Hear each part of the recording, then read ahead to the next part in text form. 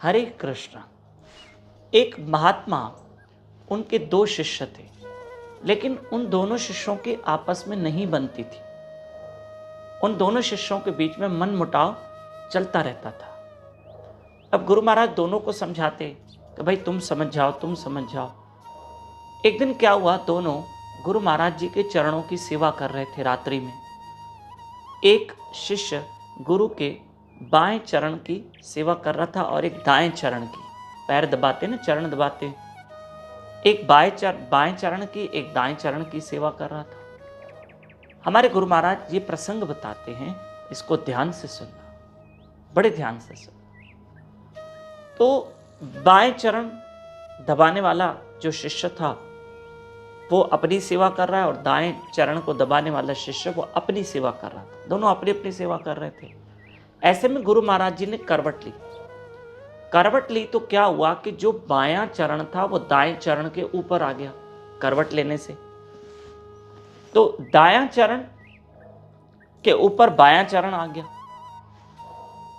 तो जो दाएं चरण की सेवा कर रहा था शिष्य, बहुत समझना है इसको, दाएं चरण की जो सेवा कर रहा था शिष्य, उसने कहा सुनो, तुम बाएं चरण की सेवा कर रहे थे ना, तुम बायां चरण ले लो, ये दाएं चरण के ऊपर आया, मैं सेवा कैसे करूं? तो उससे कहा भाई मैं क्या करूं, गुरु महाराज ने करवट ली है, मैं कुछ नहीं कर सकता। अगर दाएं चरण के ऊपर बायां चरण आ गया तो उसमें मेरा क्या दोष? तो नहीं, बोला ये नहीं चाहिए, मुझे दाएं चरण की सेवा कर। तुरंत उसने क्या किया कि दाएं चरण वाले ने गुरु के बाएं चरण को अपने हाथ से पकड़ के साइड कर दिया। अर्थात अब गुरु महाराज सीधे हो, वैसे करवट में सोए थे ना, अब सीधे हो। अब गुरु महाराज जानबूझ के एक लीला कर रहे। अब गुरु महाराज ने फिर करवट बदली, अब इस तरफ करवट ली कि बाएं चरण के ऊपर दायां चरण आ गया। तो बाएं चरण वाला सेवाधारी वो शिष्य बोले कि भाई देखो अभी दायां चरण यहां आया, तो मैं बाएं चरण की सेवा करूं, कैसे करूं? तो उसने क्या किया, दाएं चरण पकड़ा और उसको हटा दिया, अर्थात बाएं चरण के ऊपर से हटा दिया और गुरु महाराज फिर सीधे हो गए। तब गुरु महाराज ने उन दोनों को समझाया, बोले ये तो मैं जानबूझ के कर रहा था।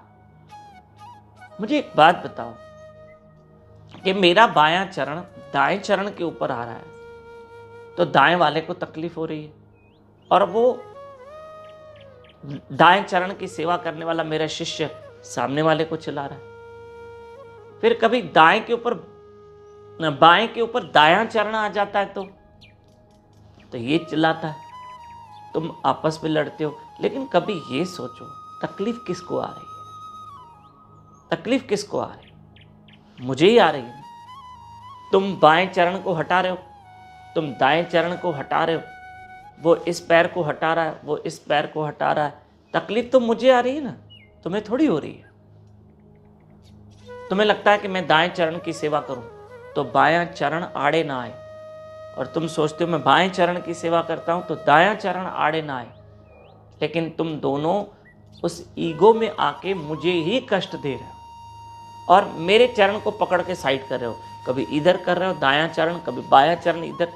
ये क्या हो रहा है? तकलीफ तो मुझे हो रही है। तुम दोनों ये नहीं सोचते हो कि कष्ट किसको हो रहा है। ठीक उसी तरह से कभी भी हम जब गुरु के शरण में रहें तो हम शिष्यों को आपस में इतनी अंडरस्टैंडिंग और इतनी एकता होनी चाहिए कि गुरु को कोई कष्ट ना पहुंचे। देखो कहीं कहीं मतभेद चलता है पर मन भेद नहीं होना चाहिए, और हमारे मतभेद से गुरु को कष्ट नहीं होना चाहिए। कहीं कहीं चलो किसी बात को लेकर सहमति नहीं होती है शिष्यों में आपस में, लेकिन गुरु को कष्ट नहीं होना चाहिए। हमारी वो सेवा या हमारा समर्पण कैसा जो गुरु को कष्ट दे, ऐसा ना करें, हम भी ना करें।